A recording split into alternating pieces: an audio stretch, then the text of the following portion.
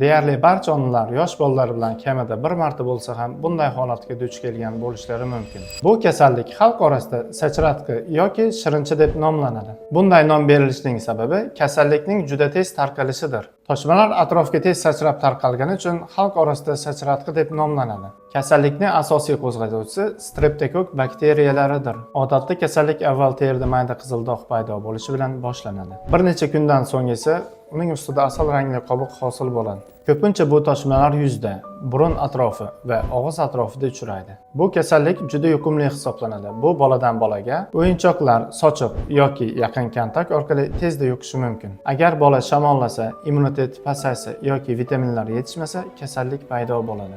Xo'sh, bu kasallik qanday davolanadi yoki undan qanday saqlanish mumkin? Birinchidan, bolalarni imkon qadar kasal bolalar bilan yaqin kontaktga kiritmaslik kerak. Ikkinchidan, immunitetni mustahkamlash uchun vitaminlarga boy mahsulotlarni muntazam iste'mol qilish kerak.